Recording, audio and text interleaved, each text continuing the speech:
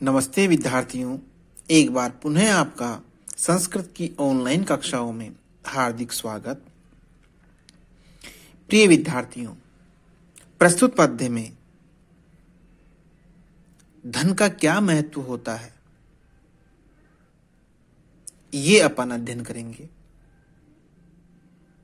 इसमें भर्तृहरि बता रहे हैं कि धन के बिना सब कुछ शून्य के समान है, कि व्यक्ति के पास यदि धन आ जाए तो और सारी चीजों की पूर्ति अपने आप ही हो जाती है।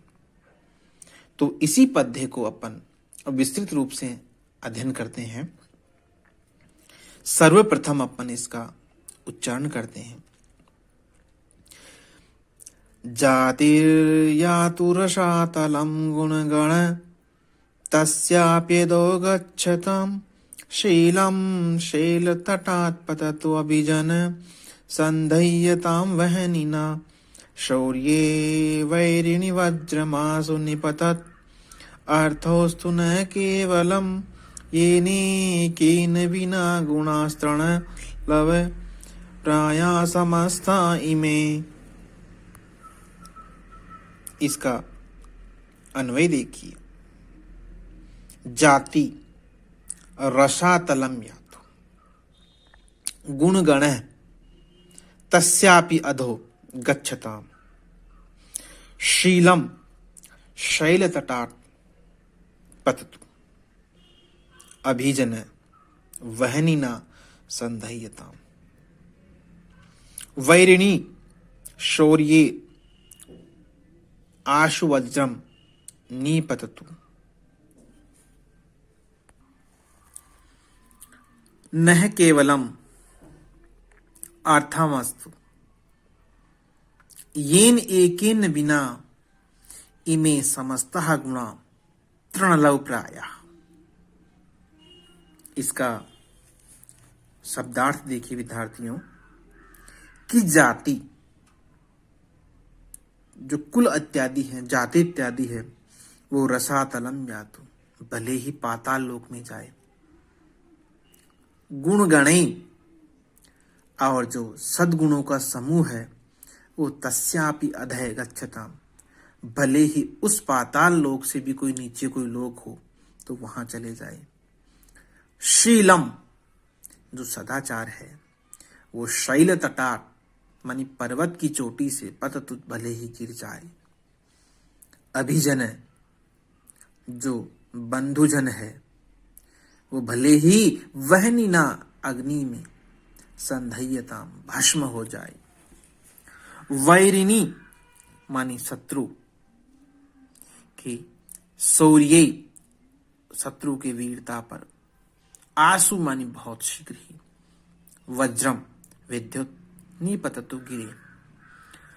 नह केवलम हमें केवल मात्र अर्थम अस्तु धन मिलना चाहिए, येन एकेन विना जिस एक के बिना इमे समस्ता गुणा ये सभी जो गुणों का समूह है वो तृणलव तिनके के छोटे टुकड़े के समान है।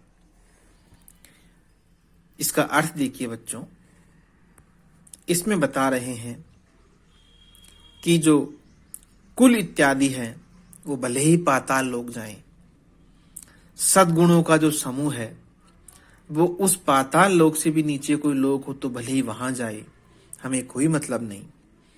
सदाचार जो है पहाड़ की चोटी से गिरे, बंधुजन भले ही अग्नि में भस्म हो जाए, शत्रु की वीरता पर शीघ्र ही विद्युत गिरे।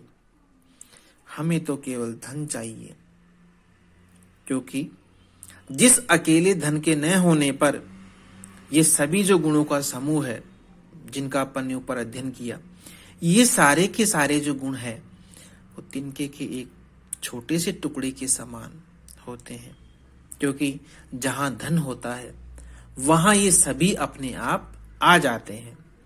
तो हमें केवल और केवल धन चाहिए। अगले पद्य में भी भर्तृहरि जी बता रहे हैं कि धन के बिना जो मनुष्य क्षण भर में कुछ से कुछ हो जाता है कि धन नहीं हो किसी आदमी के पास तो उसका आदर सम्मान कहीं पर भी नहीं होता, भले ही वो कितना होशियार हो, कितना ही बुद्धिमान हो और कितना ही कर्मठ क्यों ना हो। यदि उसके पास धन नहीं है तो उसके कहीं पर भी कोई आदर सम्मान नहीं होता ऐसे मनुष्य का। यही बात हमें एक श्लोक के माध्यम से भर्तृहरि जी बता रहे हैं। वो कहते हैं, तानीन्द्रियाणि विकलानि तदेव कर्म सा बुद्धिर्प्रतिहता वचनं तदेव अर्थोष्मणा विहित पुरुष क्षणेन सोप्यान्ने भवतीति विचित्रमेतत्। इसका अन्वय देखिए प्रिय विद्यार्थियों।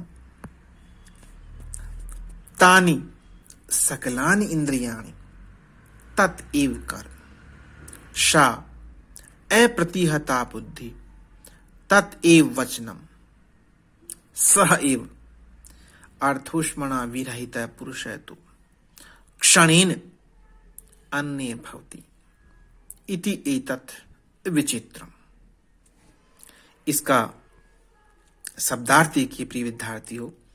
तानी यानी वे ही, सकलानी यानी सारी की सारी, इंद्रियाणी यानी सारी की सारी वो ही, विकार रहित, अविकलान यानी विकार रहित, सारी की सारी स्वस्थ इंद्रियां, तत्एव कर्म वही कर्म, सा अप्रतिहता बुद्धि वही अपराजित बुद्धि, तत्एव वचनम वही वाणी, किंतु सह एव वही पुरुष अर्थोष्मणा धन की गर्मी से रहित होने पर या निर्धन होने पर क्षणेन क्षण मात्र में ही अन्य भवति दूसरा ही हो जाता है, इति